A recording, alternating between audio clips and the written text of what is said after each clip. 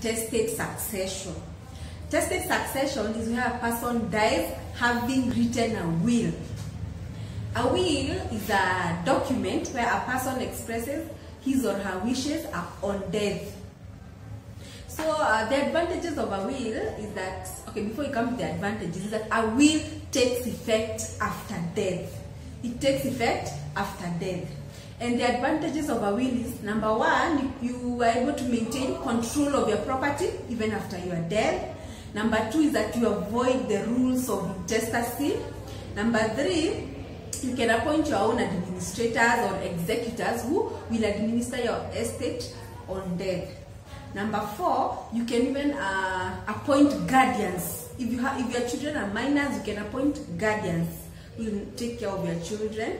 Number five is that you can give your properties to people outside your immediate family. You can give properties to other people other than your family members or your immediate family members, children and wife. You can give to any other person. Number five is you can, in your will, you can state how you want your body to be disposed of. There are many advantages of writing a will. Okay, we come to creation of a valid will. What do the court consider when, or what does the court consider when a will is placed before the court? Is it valid? Is it invalid? So, number one, you must be of age, or you must have reached the age of 18. A minor cannot write a will. And if a minor writes a will, that will be considered invalid. Unless, upon reaching the age of 18, the minor re-execute the will, or you draft another will, or you draft a codicil confirming that will. Number two is people of unsound mind. If you are mentally incapacitated, you can't make a valid will. However, that does not mean that you die intestate. If you made a will before you are mentally incapacitated, it will be considered valid. And if you made a will during your lucid moments, you know, there are times where your mind comes back and you're of sound mind, maybe for some time. If you made the will at that time, it will be considered valid. There is a test that the court considered to see whether you are of mental capacity when you made a will. Number one is that, are you of sound mind to know that you are drafting a will and its effect? Are you aware that you are drafting a will and its effect? That is number one. Number two, are you of sound memory to have a recollection of all your properties? Number three, do you have sound understanding to know all the people that you are supposed to leave your property with? Do you have recollection of your children, of your wife, of any other person that you want to leave your properties with? So that is the test that the court will use to see whether you are of sound mind. Number three is insane delusion. You know, there is that person who holds a belief. A person who holds a belief that cannot be eradicated from his mind. As in, it cannot be eradicated. Even though you try to reason with him or her, it cannot be eradicated. That is an insane delusion. I'm going to give a case where there is a father and son. The father had an operation, he was operated, his lungs were operated. So when he was trying to breathe, the son was pushing him to the bed slowly. Yeah, and there was a pillow. So the father had this insane delusion that the son was trying to kill him. And you know, even the son tried to reason with him, and in his mind he knew the son was trying to kill him, so he did not give the son his property. You see, so the son was able to prove that his father had insane delusion. The other thing I want us to deal with is knowledge and approval. Does the testator have knowledge and approval? Does he know that he's making the will, and can he approve the content of the will? So number one on knowledge and approval is suspicious circumstances. Suspicious circumstances is where, like, the drafter of the will or the person who is helping the testator prepare the will get a substantial amount of the properties. See, that is suspicious. Like, I'm the advocate, I'm the one who is helping the testator draft the will, and I get like half of the property. That is suspicious. Or one of your child or your children, one of your child or relative takes you to his or her advocate of choice. Then that person gets a substantial amount of the property. That is suspicious. So when the court is dealing with suspicious circumstances, it will scrutinize the evidence vigilantly and jealously because some people tend to take advantage. Okay, the other one is suspicious circumstances. The other one is coercion and undue influence. You know, when the testator is coerced to make a will in a certain way, or you are influenced to make a will in a certain way. Especially this happens especially where the person is frail, sick, and you are taking care of him, and you are so insistent, you are just insisting that he makes the will in a certain way, that he leaves you with the majority of his property, and it is not his wish. So if you coerce that person, that will won't be valid. So it is coercion and undue influence. Though you can persuade the person to give you some properties, but if you coerce and you keep insisting and you use your undue influence, then it is not valid. The other one is, we call it forgery. If the will is forged, then that will would be valid. Then there is fraud. You know, where a person uses false accusation or false statement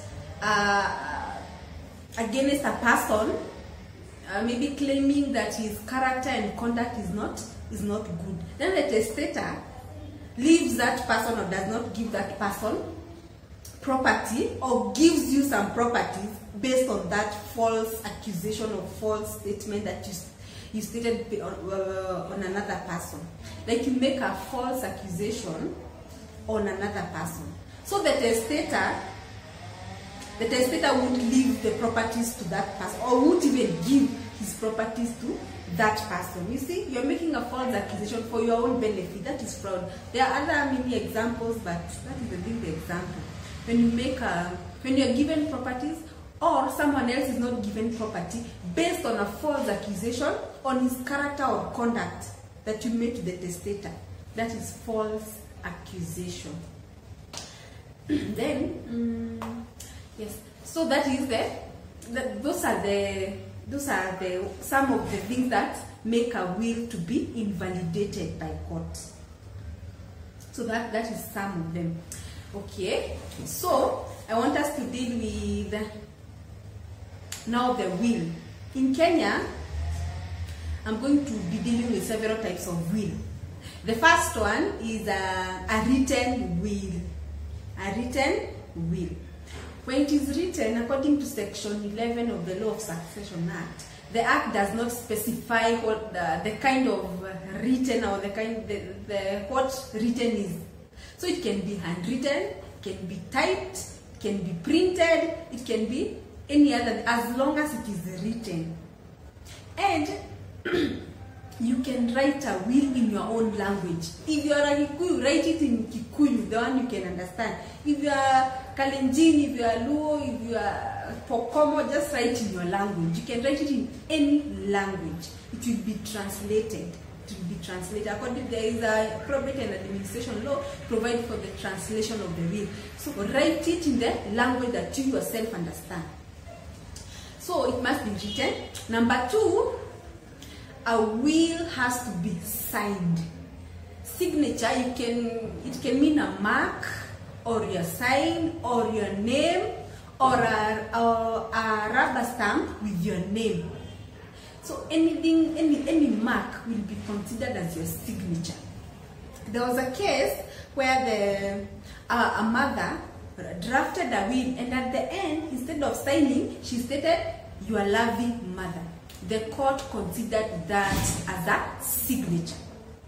the court considered that as a signature. So make sure you sign. You can put a mark, thumbprint, you can sign your name, you can stamp, a rubber stamp which has your name. It will still be considered as a signature.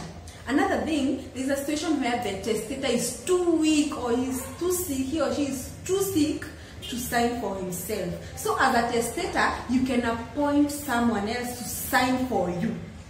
And that person must sign with your direction and in your presence. Okay, if you are appointed to sign, make sure you can sign the name of the testator or your signature. But it is always good to sign your signature or state your name. Okay, to make it simple, you can sign and state, I have signed on behalf of the testator or the name, under his direction and in his presence. So it can also, it won't be challenged later. So when you're signing for someone, it must be in his presence and under his direction. Yes, that is signature. Number 3, we have said it is written signature. Number 3, it must have witnesses. A will must be witnessed by 2 or more competent and independent witnesses. Competent and independent witnesses. So the witnesses must sign in presence of the testator. And the witnesses, they need not to be in presence of each other. And they must, there is a situation where a testator sign without the witnesses. The witnesses did not see the testator sign. So in that situation, the testator can call the witnesses and he acknowledges that this is my signature. Even though he signed without their presence, he can acknowledge that I sign and this is my signature. So that is witnesses. Witnesses, there must be 2 or more, and they must sign in presence of the testator, and they need not to sign in the presence of one another. And if the testator signed, he can acknowledge the signature in presence of the witnesses. Note there is a situation where it is said that the witnesses must see the testator sign.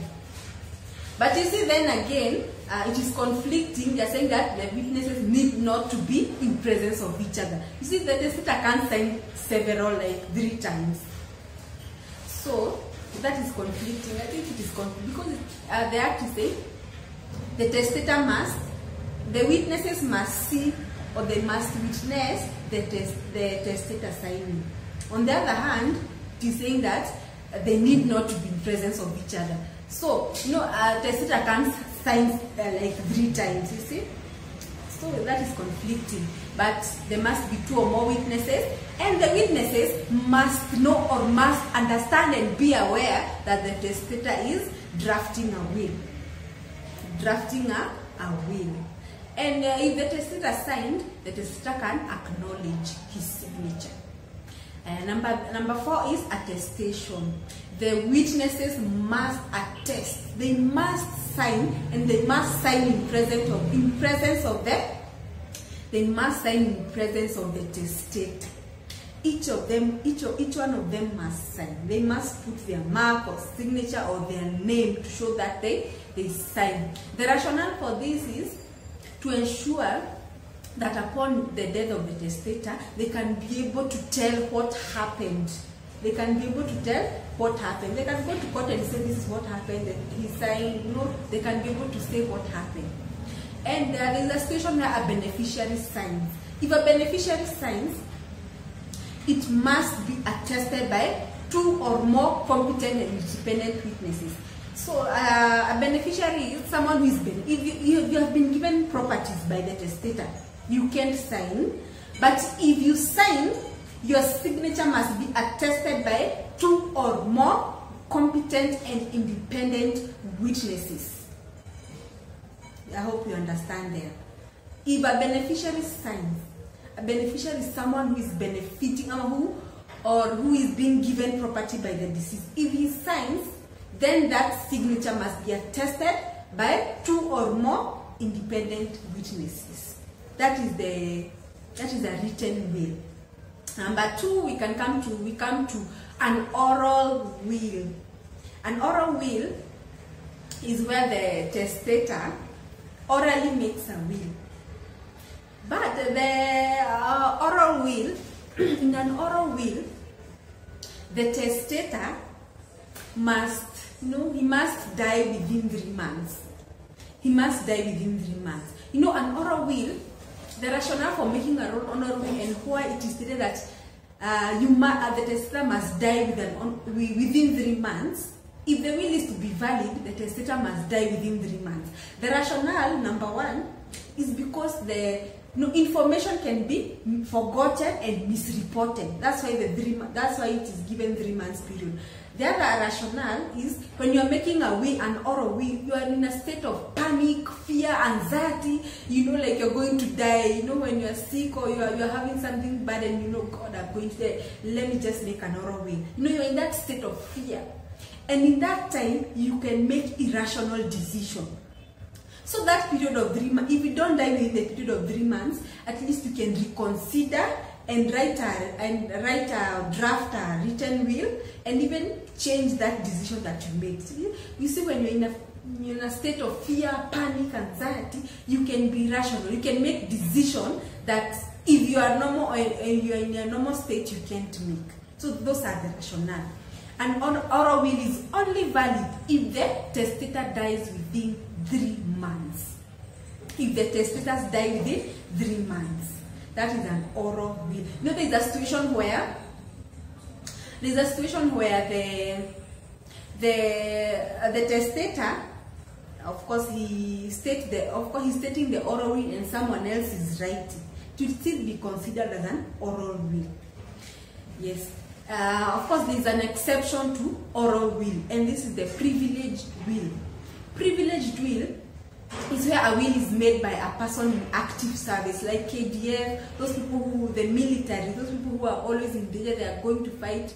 They can make an oral will, and it will be valid even though it's a past 3 months period. If that person dies in active service, that will be considered valid even though he died more than 3 months. That is an exception. This is because these people, it is hard for them to make normal will because they are there fighting. So in that, when they are fighting, if they make an oral will, it will be considered valid if they die in active service, even though he died more than 3 months after making the will. That is an exception of. That is the exception of the oral will. People in active service can make an oral will, and it will be valid even though even though he died after 3 months. Yes. Then we have those are the two wills that are considered in Kenya, plus now the privileged will. There are two. Let me just touch on. There's joint wills and conditional wills. Joint wills is where 2 or more people they express their wishes in one document. 2 or more people express their wishes in one document. This can be like a wife or husband. When one dies, it will be considered as a will of that person. When the other dies, it will be considered as the will of that person. Then there is the conditional will. This is where a will has a condition. It will be valid upon happening of some event. If that event does not happen, then that will not take place. So in the conditional and joint wills, they are not considered in Kenya. They are not even provided for in our laws. But if someone makes a joint will or conditional will, then the court will apply the English law. We use English law, so they'll apply the English law to interpret the wills. They are not provided in Kenya, but it's good to know that they are there. And people you can find people making a joint will, husband and revocation of wills. Revocation is where you revoke your will. Just like you can make a will, you can also revoke your will. And there are two types of revocation. There is voluntary and involuntary revocation. Voluntary can be expressed, implied, or revocation by distraction. Express revocation is where you draft a will, and in that will you say, I revoke all my wills and codicil, or I revoke all wills and codicil made by me. That is express revocation. There is implied revocation. Implied revocation is where you make another will. When you make another will, it is and you had a previous will. So when you make another will, it is presumed or implied that you have revoked the previous will. That is implied. Then there is revocation by distraction. Revocation by distraction is where you burn or tear or otherwise destroy your will. Revocation by distraction, there must be actual distraction. There must be actual distraction and intention to revoke. There must be actual distraction and intention. You know, when you tear but you don't have the intention, that is not revocation by distraction. So there must be actual distraction and the intention to revoke. And if someone else is destroying your will or revoking your will by distraction, it must be in your presence and under your direction. In your presence and under your direction. Then there is involuntary revocation. Here it is revocation by marriage. If you made a will before you got married, that will be automatically revoked upon marriage. If you made a will before marriage and you get married, that will be automatically revoked. So the rationale is because you'll get children, you'll get a wife, you get people who are depending on you and you need to provide for them. That is the rationale. So if you made a will before marriage and you get married, that will be automatically revoked unless you are contemplating that you'll get married and you included them in your will. So that is involuntary revocation, and it is revocation by marriage. Then there is revival of wills. You can, if you did not destroy your will by tearing or burning, you can revive your will by re-execution. A will can be revived by re-execution. That is revival of wills. Okay, before we come to an end, I have an interesting fact. At common law, married women were not allowed to make wills. They did not have the capacity to make wills. Once they got married, all their properties devolved to their husband. So they did not have the capacity to make will. They did not even have the capacity to own properties. But with time, that injustice has been resolved by our laws, So right now, any person can make a will. Thank you. Also, something to consider is that a court of law can uphold the wishes of the deceased, where the deceased stated that properties to go to this one, properties to go to this one, though he did not have a valid will, a valid written will, or an oral will. So a court can uphold the wishes of the deceased.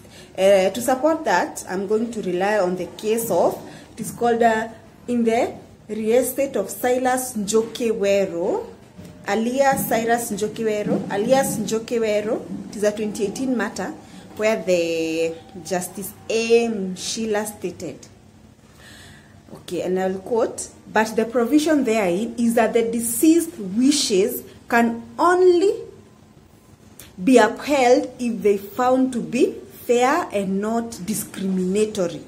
So the wishes of the deceased can be upheld if the wishes are fair and not discriminatory. So he continued to say, the other angle is that the agreement cannot be categorized as a written will, as it does not conform to the requirement set out in Section 11 of the Law of Succession Act. Further, if the wishes of the deceased were to be described as an oral will, then, in accordance with Section 9 of the Law of Succession Act, it becomes invalid by virtue of timeline. So you see, the wishes, they cannot be categorized as a written will because there was no will, or they do not conform to the requirements of a written will. They also do not conform to the oral will. So these are just wishes where the deceased state that I leave my property to this and this and this. Those wishes of the deceased, they can't be upheld. A court of law can uphold the wishes if they are not unfair, if they are fair and not discriminatory. So those are the wishes of the deceased. And okay, I wanted to also to deal with the process of getting the grant of probate. Where it is testate, you are going to be given grant of probate. And the process is the same as the intestate. So I won't deal with the process. But the only thing that is different is the forms.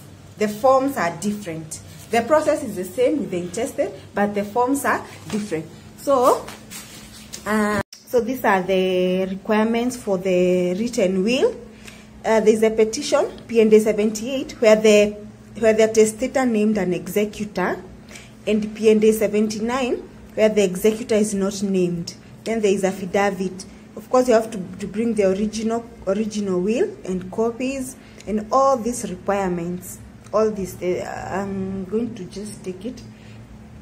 So P&A 78, if the executor was named in the will. P&A 79, if there is no executor, then there is P&A 3. Yes. So those are the requirements for probate, for obtaining probate, grant of probate.